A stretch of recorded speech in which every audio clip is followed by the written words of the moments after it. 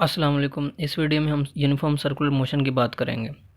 Books में ये uniform circular motion का टॉपिक प्रोजेक्टाइल मोशन से मोस्टली वेरी नेक्स्ट टॉपिक ही होता है, तो क्योंकि इन दोनों टॉपिक्स का आपस में रिलेशन है।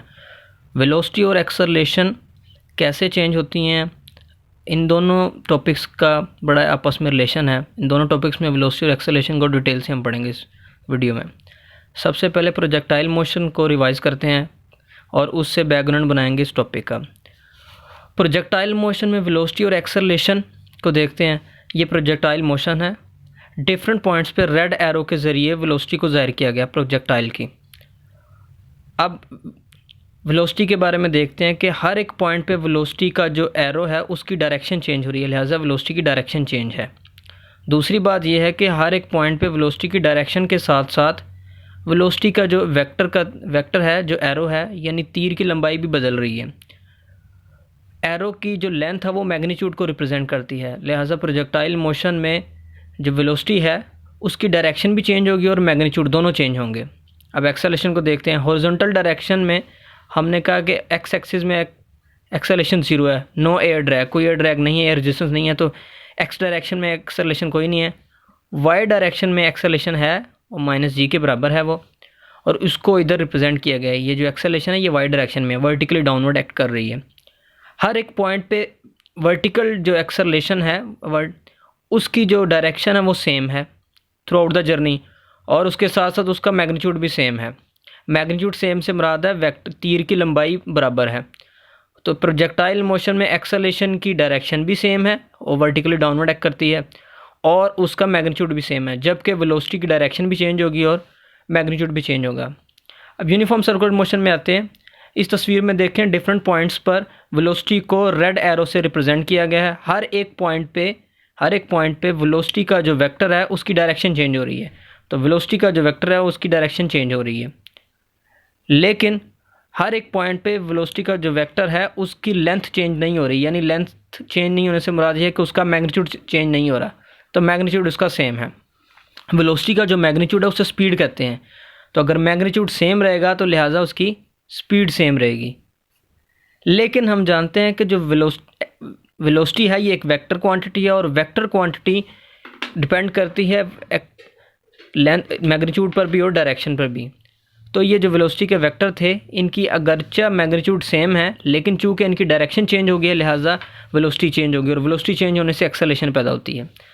एक्सेलरेशन के वेक्टर को ग्रीन कलर के एरो से रिप्रेजेंट किया गया है। ग्रीन कलर के एरो सारे एक्सेलरेशन को रिप्रेजेंट करते हैं, ये सारे सेंटर की तरफ है।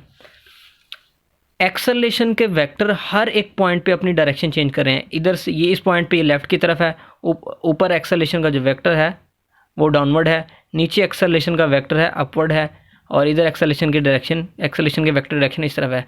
लिहाजा आप देख सकते हैं हर एक पॉइंट पे एक्सेलरेशन का जो वेक्टर है उसकी डायरेक्शन चेंज हो रही है। ये अलग बात है कि वो सारे सेंटर की तरफ ही जा रहे हैं, उसको बाद में पढ़ेंगे।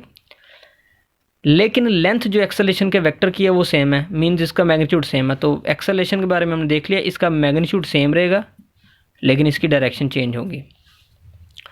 वेलोसिटी के बारे में एक और बात जो ऐड करनी है वो ये है कि वेलोसिटी हर एक पॉइंट पे जो मैंने एरो बनाए हैं रेड कलर के, ये कैसे डिटर्मिन किया है। फॉर एग्जांपल आपने अर्लियर क्लासेस में पढ़ा होगा कि ये जो डॉटेड लाइन है, फॉर एग्जांपल ये स्ट्रिंग है, ये एक धागा है, और ये जो डॉट सा बना हुआ है ये एक पत्थर है, ये मार्बल स्टोन है। इसको आपने धागे के ज़रिए, स्ट्रिंग के ज़रिए बांधा है, सेंटर में आपका हाथ है, और ये जो हैंड है वो स्ट्रिंग पर फोर्स लगा रहा है, स्ट्रिंग इस पत्थर पर लगाएगी, स्टोन पर लगाएगी, और स्टोन ये सर्कल में मूव करेगा। किसी भी वजह से अगर ये गिरा जो आपने बांधी है पत्थर पर, ये खुल जाए और पत्थर अगर इस पॉइंट पे होगा तो वो ये ऊपर की तरफ जाएगा, इस पॉइंट पे तो इस तरफ जाएगा, इस पॉइंट पे तो लेफ़्ट की तरफ जाएगा, इस पॉइंट पे तो राइट की तरफ जाएगा। तो हर एक पॉइंट पे जो हमने वेक्टर ड्रा किए हैं ये वो रिप्रेजेंट करें कि अगर पत्थर इधर से निकल जाए किसी भी वजह से तो वो इस डायरेक्शन में जाएगा, इस तरह। तो लिहाजा उसकी जो मोशन है वो है टेंजेंट है अलोंग दिस सर्कल। इसको एक और चीज़ से भी देख सकते हैं। ये एक फॉर एग्जांपल आपके पास घर में प्लेट है, उसको काटें आधा, और एक मार्बल स्टोन रखें इधर, और उसको मूव करें अंदर की तरफ, ये घूमेगा।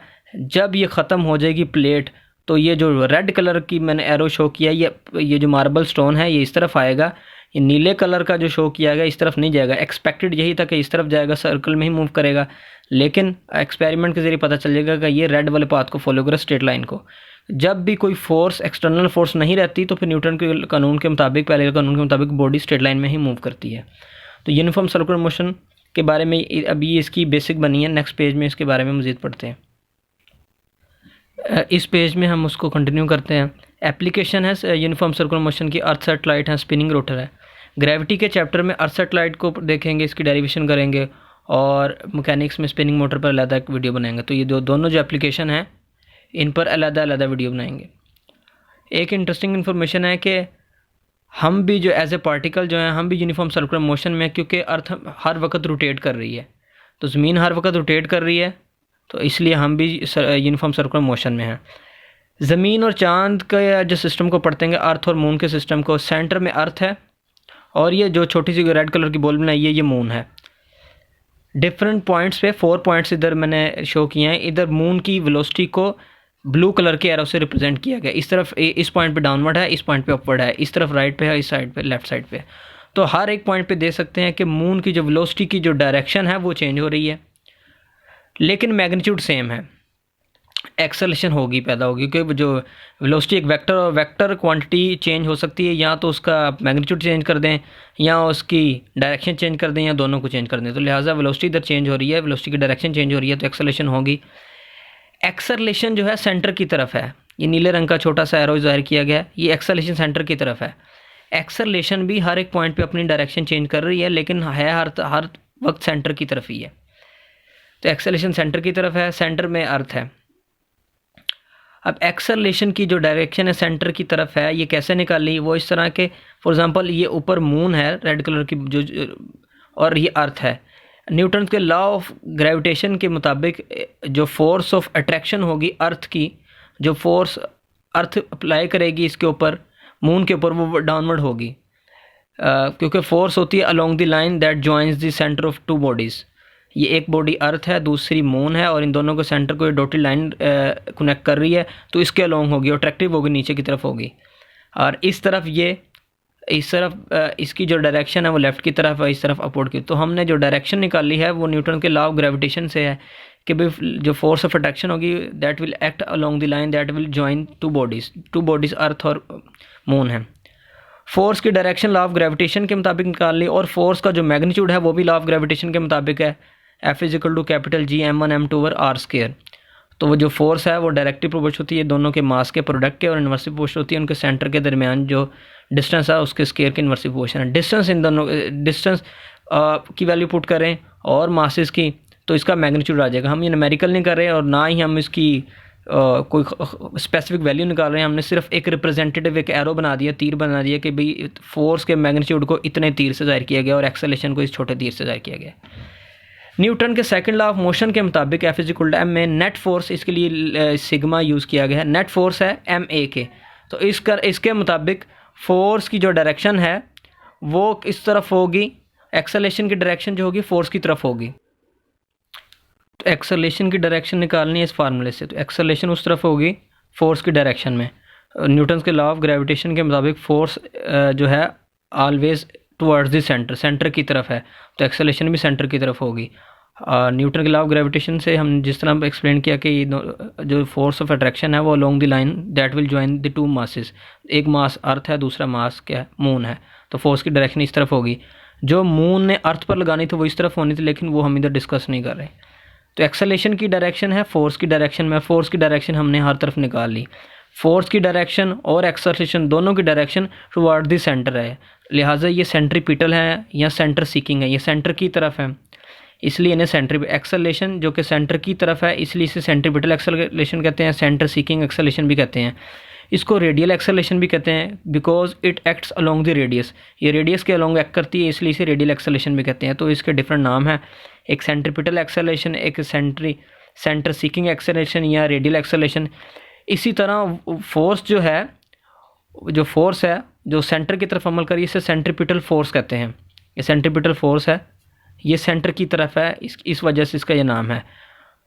तो ये था सारा यूनिफॉर्म सर्कुलर मोशन के बारे में। और पहले हमने प्रोजेक्टाइल मोशन को देखा, उससे वेलोसिटी और एक्सेलरेशन को देखा, 2 वेक्टर हैं, उसके बाद यूनिफॉर्म सर्कुलर मोशन में वेलोसिटी एक्सेलरेशन के वेक्टर को एनालाइज किया और इस टॉपिक से बैकग्राउंड बनाया और इधर आगे सेंट्रीपिटल फोर्स तक। नेक्स्ट वीडियो में सेंट्रीपिटल फोर्स की डेरिवेशन होगी फार्मूला की। फार्मूला जो है सेंट्रीपिटल फोर्स का F C is equal to M V square और उसकी डेरिवेशन होगी और दोबारा फिर डायग्राम के जरिए एक्सप्लेन किया जाएगा। Thank you.